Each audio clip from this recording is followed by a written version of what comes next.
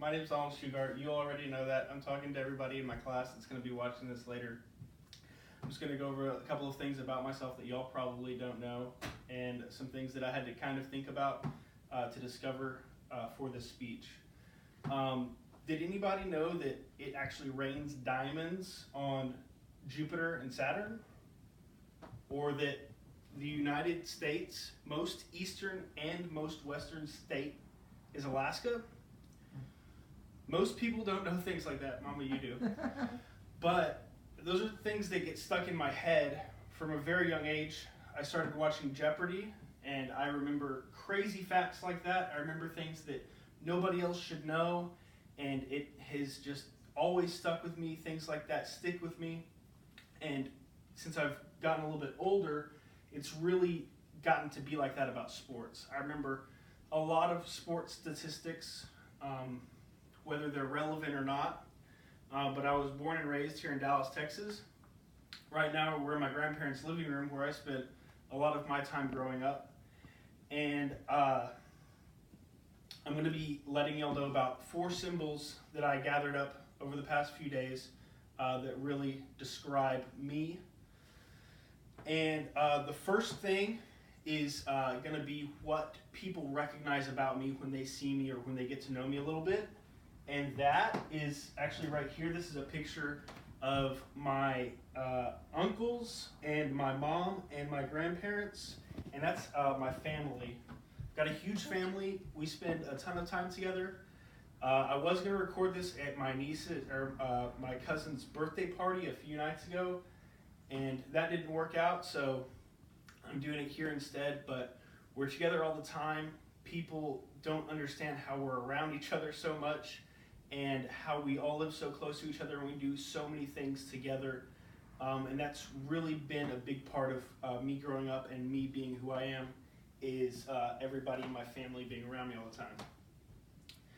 The second thing is something about me that a lot of people don't know, or y'all don't know that are listening to this, and that is my love for sports. So I brought my baseball glove here, and I love every single sport. I can watch anything from high school baseball to major league, anything. I will watch major league arm wrestling if it's on TV.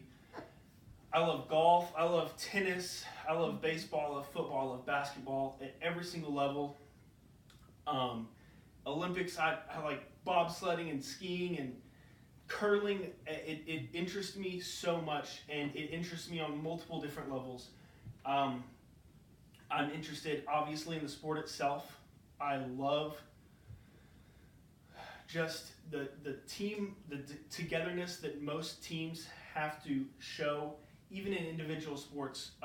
Individual people such as Tiger Woods or Michael Phelps accomplishing great things that they've done in their individual sport. I'm to the point now where most of my attention is on football and sports analytics.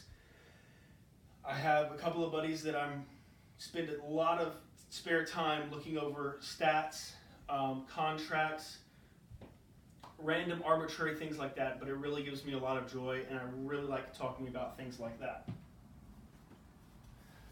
My third thing is how other people view me that I don't necessarily agree with. And it's kind of going to be a little bit of symbolism here.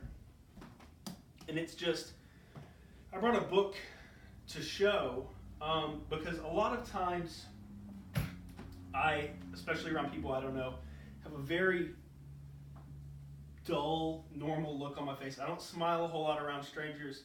I don't tell a lot of jokes around strangers. I'm normally very stoic. I really don't talk a lot around people I don't know.